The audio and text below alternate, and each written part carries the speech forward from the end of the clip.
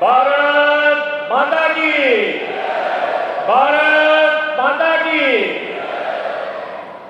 આદરણીય વડાપ્રધાનશ્રીએ જનબળ એટલે કે જનશક્તિને દેશના વિકાસમાં જોડીને અને સૌના સાથ સૌના વિકાસની પરંપરા વિકસાવી છે।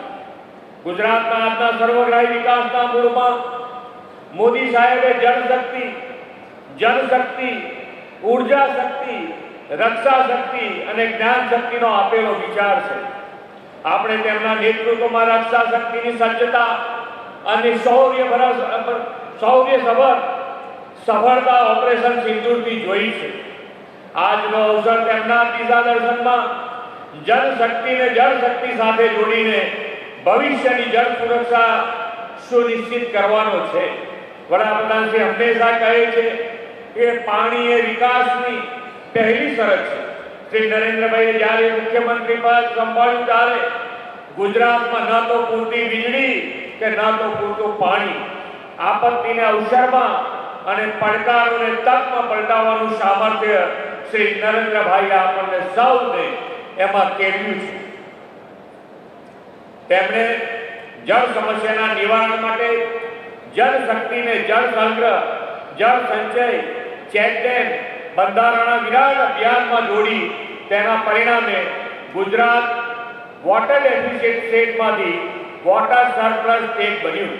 આદરણીય વડાપ્રધાનશ્રીએ આપણને પાણી આવે તે પહેલા પાળ બાંધી લેવાની દિશા આપી છે।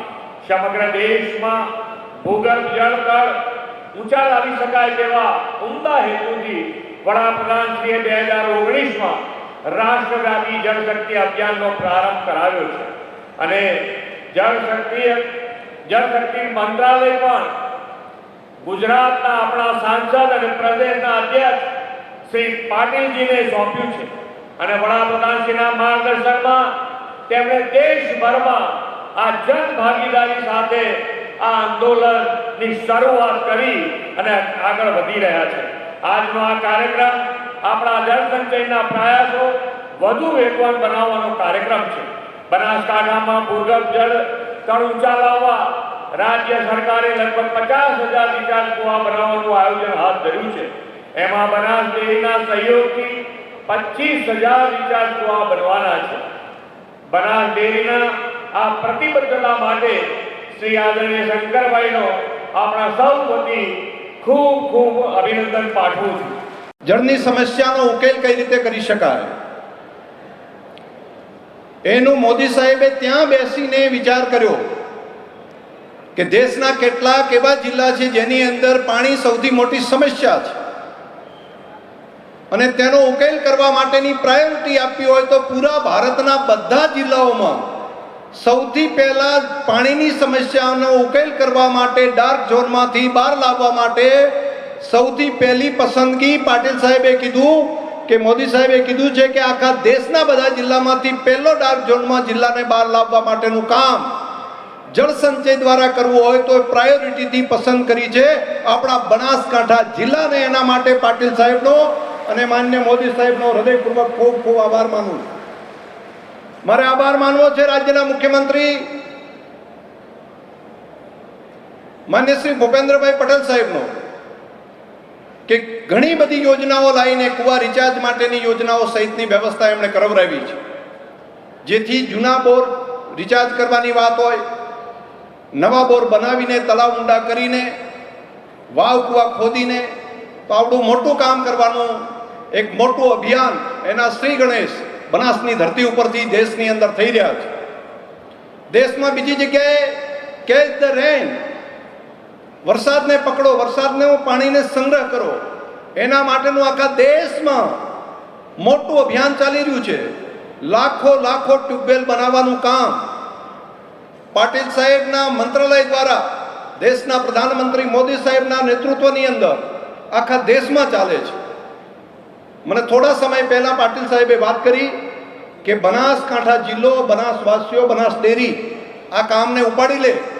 તમારે તો પાણીની સમસ્યા સૌથી વધારે છે, તમારે પાણીની જરૂરિયાત પણ સૌથી વધારે છે અને આ આહવાન ઉપર મેં આ વાત જિલ્લાવાસીઓને કરી, બનાસકાંઠા વાસીઓને કરી અને ગણતરીના સમયની અંદર એક અઠવાડિયામાં 28,500 લોકોએ અરજી કરી કે અમારે અમારા ખેતરની અંદર ટ્યુબવેલ આવા નાના નાના કૂવા બનાવવા છે રિચાર્જ માટેના.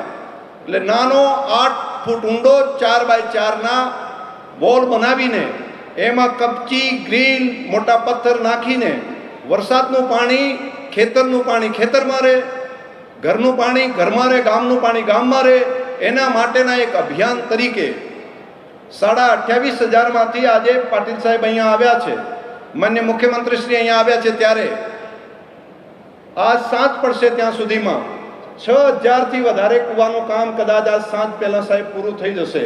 આ એક જન ભાગીદારીથી આ વ્યવસ્થા થઈ રહી છે સાહેબ.